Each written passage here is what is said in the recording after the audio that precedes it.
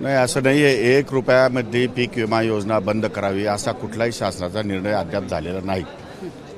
परंतु ह्या पीक विमा योजनेमध्ये काही प्रकारे गैरप्रकार झालेला निदर्शनास आलेला आहे. जवळपास 96 CSC केंद्रावरती कारवाई करण्यासाठी आम्ही जिल्हाधिकाऱ्यांना कळवलेलं आहे. त्यांनी बोगस काही सातबारा उतारे काही लोकांचे बाहेरच्या CSC केंद्राने ऑनलाईन असल्यामुळे राज्याबाहेरच्या लोकांनी सुद्धा त्या ठिकाणी अर्ज दाखल केले आहेत. शेतकऱ्यांनी बऱ्याच ठिकाणी आपल्या राज्यामध्ये 5-6 जिल्ह्यामध्ये त्या लोकांनी मशिदीच्या जागा आहेत किंवा मंदिराच्या जागा आहेत किंवा एनए प्लॉट आहेत किंवा शासकीय जमिनी आहेत अशावरती सुद्धा विमे उतरवण्याचं लक्षात आलेलं आहे. त्यामुळे 96 CSCवर कारवाई केलेली आहे. जिल्हाधिकाऱ्यांना पण फौजदारी केस दाखल करायला लावलेली आहे. जवळपास 4-4.25 लाख अर्ज या ठिकाणी आपण रद्दबादल केलेले आहेत. त्यामुळे कुठल्याही प्रकारचं बोगस काम या ठिकाणी झालेलं नाही. पैसे शासनाचे वाचलेले आहेत. यांच्या खात्यावर कुठल्याही प्रकारचे पैसे आम्ही अद्याप या ठिकाणी वर्ग केलेले नाही. आणि त्यामुळे या पीक विमा योजनेमध्ये आणखी काही बदल करायचे असतील तर त्यासाठी अधिकाऱ्यांना सूचना दिलेल्या आहे की फीडबॅक घ्या आणि आपल्याला या योजनेत काही आमूलाग्र बदल करायचे असतील तर ते बदलसुद्धा करण्याचा निर्णय या ठिकाणी कृषी विभागाने घेतलेला आहे. शिवाय ॲग्रिस्टॅकच्या माध्यमातून जे काही अपग्रेडेशन या ठिकाणी होणार आहे, जे आम्ही युनिक ID कार्ड फार्मरला देणार आहोत, त्यानंतर आधार कार्डशी लिंकअप करणार आहोत, त्यानंतर महसूल विभागाशी लिंकअप करणार आहोत आणि सॅटेलाईटबरोबर टाईप करून जास्तीत जास्त पारदर्शकता या पीक विम्याच्या बाबतीमध्ये कशी येईल हा सुद्धा शासन गांभीर्याने विचार करतं आहे. कदाचित मार्चपर्यंत ॲग्रिस्टॅकच्या योजनेच्या अंतर्गत सर्व शेतकरी या ठिकाणी अपडेट डाटा या ठिकाणी उपलब्ध झाल्यामुळे सर्व शेतकऱ्यांचे पीक विमे डायरेक्ट या ठिकाणी आम्हाला उतरवणं सोपं होईल. सर, पण मध्यंतरी सुरेश धस यांनी आरोप जे केलेले होते त्यावेळेला त्यांनी असं म्हटलं होतं की बीडमध्ये अनेक शेतकऱ्यांनी अशा पद्धतीनं बोगस बीडमध्येच नाही आहे, ते बऱ्याच ठिकाणी आहेत, बऱ्याच जिल्ह्यामध्ये आहेत. पण ते काय मंत्र्यांनी केले किंवा कुणी अधिकाऱ्यांनी केले असं नाही आहे. CSC केंद्रातल्या लोकांना 1 रुपया शासन विमा भरतं आणि प्रत्येक अर्जाच्या पाठीमागं त्या CSC केंद्रावाल्याला 40 रुपये मानधन मिळतं. त्यामुळे त्याच्या स्वतःच्या मानधनवाढीसाठी त्यांनी हे उद्योग केलेले आहेत. त्यामुळे ते लक्षात आल्यानंतर आम्ही ते विमे रद्द केलेले आहेत. परंतु 4 लाख अर्ज. सुरेश धस सातत्याने म्हणतात की माजी कृषी मंत्री धनंजय मुंडे या सगळ्याला कारण तो राजकीय आरोप आहे. त्यात काही फारसं तथ्य नाही. पण पैसे दिले गेले असं सुद्धा ते म्हणतात. नाही, पैसे कोणालाही वर्ग केलेले नाहीये. त्यामुळे पैसे सरकारचे वाचलेले आहेत आणि अशा प्रकारची चौकशी अद्याप काही ठिकाणी असेल तर त्याची चौकशी सुरू आहे. परंतु बऱ्यापैकी या ठिकाणी आम्ही केंद्रावर कारवाई केली आहे आणि अर्ज पण रद्द केले. हिवाळी अधिवेशनामध्ये स्वतः सुरेश धस यांनी संपूर्ण पाडाच वाचून काढला की ज्या पद्धतीने परभणीमधल्या सोनपेठमध्ये अनेक लोकांचे पीक विमा जो आहे तो इतर कोणत्या तरी परळीच्या CSC केंद्रातून भरलेला गेलेला आहे म्हणून जे आहे त्याची चौकशी केलेली आहे.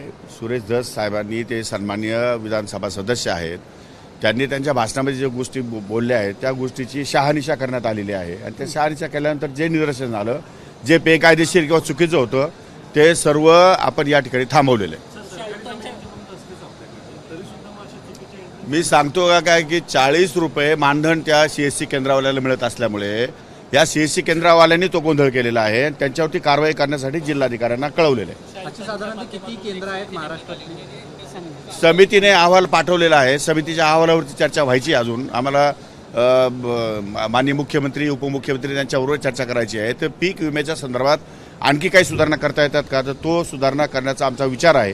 त्यामुळे पारदर्शीपणा त्यामध्ये कसा येईल असा आमच्या या ठिकाणी विचार आहे. कालावधी कोणता आहे आणि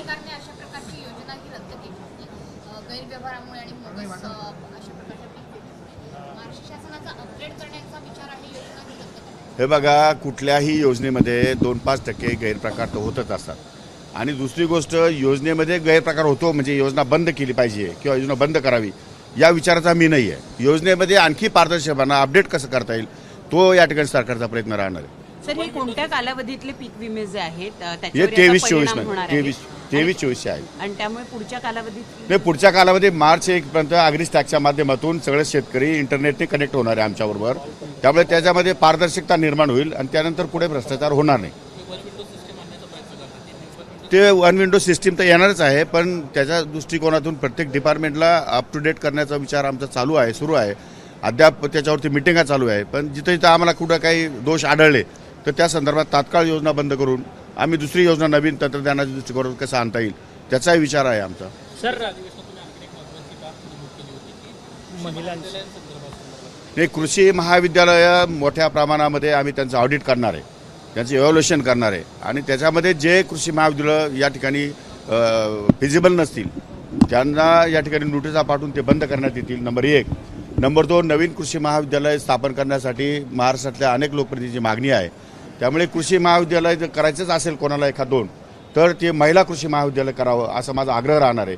महिला कृषी महाविद्यालय 1-2 या राज्यामध्ये पहिले या ठिकाणी करण्याचा माझा विचार आहे किंवा ज्या ठिकाणी कृषी महाविद्यालय कमी रिस्पॉन्स आहे किंवा बंद पडण्याच्या मार्गावर आहेत तिथे महिला महाविद्यालयामध्ये आपण कन्वर्ट करता येईल का तोही विचार आमच्या मनामध्ये आहे. सर आज अजितदादांबरोबर आपली भेट झाली येत्या अर्थसंकल्पीय अधिवेशन किंवा तरतुदीच्या संदर्भात आपल्याकडून काही नाविन्यपूर्ण सूचना करण्यात आल्या का त्याच्यावर अजून अजितदादांचा- भेट झाली नाहीये. संध्याकाळी 5 वाजता दादांबरोबर बैठक आहे. सर पालकमंत्री पदांवरून सध्या प्रचंड नाराजी आहे राष्ट्रवादी काँग्रेस पक्षाच्या मंत्र्यांमध्ये. म्हणजे विषय असतील त्यांना 750 किलोमीटरचा लांबचा जिल्हा आहे, आपण देखील 200 किलोमीटर लांबचा जिल्हा दिला. सगळ्यांच्याच बाबतीमध्ये जी आहे ते नाराजी आहे. नाही, नाराजी नाही आहे, थोडासा अधिकार माननीय मुख्यमंत्री महोदयांचा आहे त्यामुळे नाराजी म्हणता येणार नाही. त्यांनी जबाबदाऱ्या दिल्या आहेत. काही ठिकाणी थोडंफार प्रमाणात इकडे तिकडे आमदारांची अपेक्षा मंत्र्यांची अपेक्षा होणं गैर नाही, त्यांच्या अपेक्षा असणं योग्य आहे. परंतु त्या निर्णयामध्ये काही 2-4 ठिकाणी इकडे तिकडे झाला असेल तर माननीय मुख्यमंत्री दुरुस्त करतील. परंतु सर मला काही मिळालं तरी चालेल. मी सांगितलं ना, मला समुद्राच्या लाटा मोजा ठेवून तरी चालेल. परंतु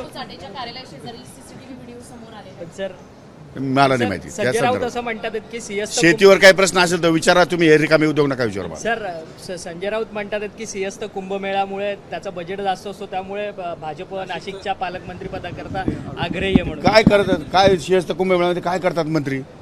ते काय ठेका घेतात काय? अधिकारी नेमलेले आमचे गेडाम साहेब आहेत, त्याच्यामध्ये कमिशनर रेव्हेन्यू कमिशनर आहेत, ते अत्यंत हुशार आणि नावाजलेले अधिकारी आहेत.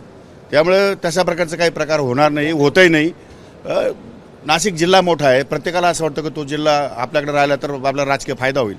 पण एक गोष्ट मात्र खरी आहे की जिल्ह्याचा लोकल माणूस जर असला समोर तर जिल्ह्यातला लोकल माणूस जर असला तर त्या ठिकाणी कार्यकर्त्यांच्या ओळखी पाळखी पक्षाचे पदाधिकारी जिल्ह्यातले प्रश्न हे सुटण्यासाठी किंवा समजण्यासाठी जरा सोपं होतं आणि म्हणून त्या जिल्ह्यातले माणसं त्या ठिकाणी नेमले पाहिजे मंत्री, असा माझा या ठिकाणी सर्वसाधारणपणे समज आहे. 9 मंत्री आहात तुम्ही, 9 मंत्री आहात राष्ट्रवादीचे, परंतु अजितदादांनाच फक्त पुण्याचं स्वगृहाचं पालकमंत्री पद मिळालंय, इतरांना बाकीचे वेगवेगळे मी जिल्हे- सांगितलं तो अधिकार आमचा नाही, तो अधिकार माननीय मुख्यमंत्री महोदयाचा आहे. त्याच्यानंतर दोन्ही उपमुख्यमंत्री मुख्यमंत्री एकच बसून निर्णय घेतील. कुठल्याही प्रकारची नाराजी सरकारमध्ये नाही, नाराजी राहणार नाही आणि त्यातून निश्चितपणे मार्ग निघेल. एबीपी माझा, उघडा डोळे बघा नीट.